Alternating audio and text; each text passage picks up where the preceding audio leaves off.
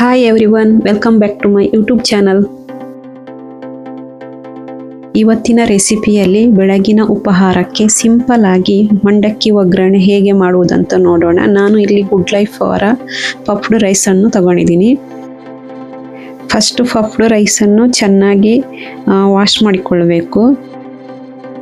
ನಾನು ಇದನ್ನು 2 times wash ಮಾಡ್ಕೊಂಡಿದ್ದೀನಿ, ಯಾಕೆಂದರೆ ಅಷ್ಟೊಂದು ಡಸ್ಟ್ ಇರಲಿಲ್ಲ, ನೀಟಾಗೇ ಇತ್ತು, ಅದಕ್ಕೆ 2 ಟೈಮ್ಸೇ ವಾಶ್ ಮಾಡ್ಕೊಂಡಿದ್ದೀನಿ. ಇದನ್ನು ಕ್ಲೀನಾಗಿ ವಾಶ್ ಮಾಡಿಕೊಂಡ ನಂತರ ನೀರಿನಲ್ಲಿ ಒಂದು 10 to 15 ಮಿನಿಟ್ಸು ನೆನೆ ಹಾಕಿಡಿ.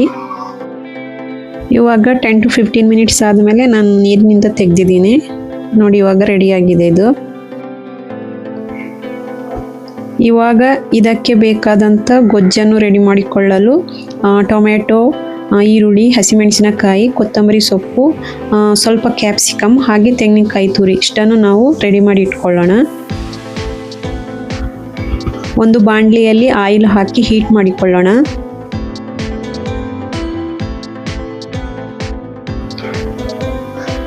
ಆಯಿಲ್ ಇವಾಗ ಹೀಟ್ ಆದಮೇಲೆ ಇದಕ್ಕೆ ಸಾಸಿವೆ ಮತ್ತು ಜೀರಿಗೆನ ಸೇರಿಸ್ಕೊಳ್ಳೋಣ.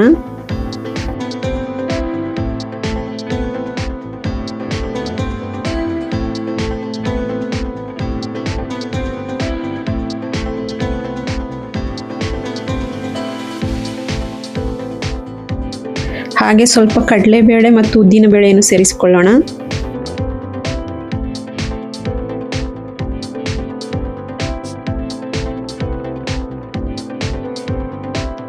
ಹಾಗೆ ಬ್ಯಾಡಗಿ ಮೆಣಸು ಸೇರಿಸಿಕೊಳ್ಳೋಣ.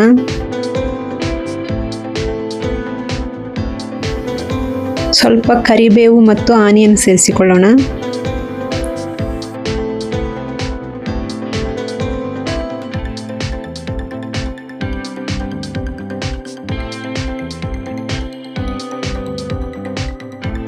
ಇವಾಗ ಸ್ವಲ್ಪ ಕ್ಯಾಪ್ಸಿಕಮ್ ಸೇರಿಸಿಕೊಳ್ಳೋಣ. ಹಾಗೆ ಹಸಿಮೆಣಸಿನಕಾಯಿನೂ ಕೂಡ ಸೇರಿಸಿಕೊಳ್ಳೋಣ.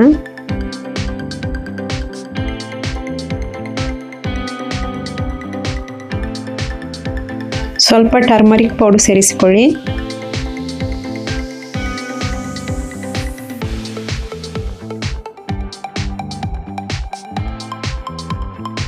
ಇದನ್ನು ಚೆನ್ನಾಗಿ ಮಿಕ್ಸ್ ಮಾಡಿಕೊಳ್ಳಿ.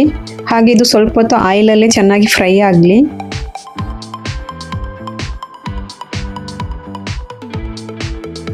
ಇವಾಗ ಇದಕ್ಕೆ ಸ್ವಲ್ಪ ಟೊಮೆಟೊ ಹಣ್ಣು ಸೇರಿಸಿಕೊಳ್ಳೋಣ. ಹಾಗೆ ರುಚಿಗೆ ತಕ್ಕಷ್ಟು ಉಪ್ಪು. ಚೆನ್ನಾಗಿ ಮಿಕ್ಸ್ ಮಾಡಿಕೊಳ್ಳಿ.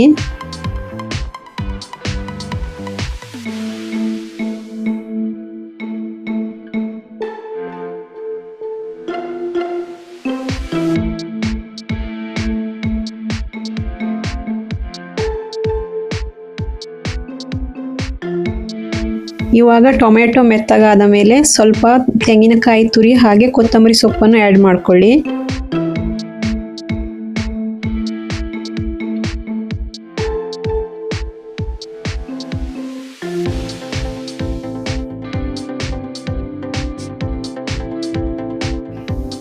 ಹಾಗೆ ನಿಂಬೆಹಣ್ಣಿನ ರಸವನ್ನು ಸೇರಿಸಿಕೊಳ್ಳಿ. ನಿಮಗೆ ನಿಂಬೆಹಣ್ಣು ರಸ ಎಷ್ಟು ಬೇಕೋ ಅಷ್ಟು ಸೇರಿಸಿಕೊಳ್ಳಿ.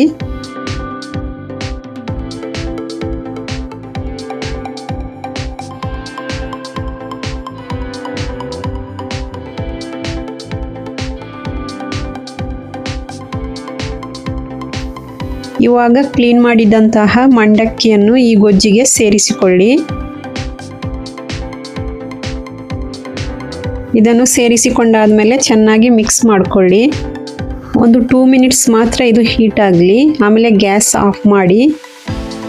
ತುಂಬ ಹೀಟ್ ಮಾಡಿದ್ರೆ ಇದರ ಟೇಸ್ಟೇ ಹೊರಟೋಗ್ಬಿಡುತ್ತೆ, ಅದಕ್ಕೆ ಜಾಸ್ತಿ ಹೀಟ್ ಮಾಡೋಕ್ಕೆ ಹೋಗಬೇಡಿ. ಸೊ ಫ್ರೆಂಡ್ಸ್, ಮಂಡಕ್ಕಿ ಒಗ್ಗರಣೆ ರೆಡಿಯಾಗಿದೆ. ಫ್ರೆಂಡ್ಸ್, ನನ್ನ ಈ ವಿಡಿಯೋ ನಿಮಗೆ ಇಷ್ಟವಾದರೆ ಲೈಕ್ ಮಾಡಿ, ಶೇರ್ ಮಾಡಿ, ಹಾಗೆ ಸಬ್ಸ್ಕ್ರೈಬ್ ಮಾಡೋದನ್ನು ಮರಿಬೇಡಿ. ಇಲ್ಲಿಗೆ ನನ್ನ ವಿಡಿಯೋವನ್ನು ಎಂಡ್ ಮಾಡ್ತಾ ಇದ್ದೀನಿ.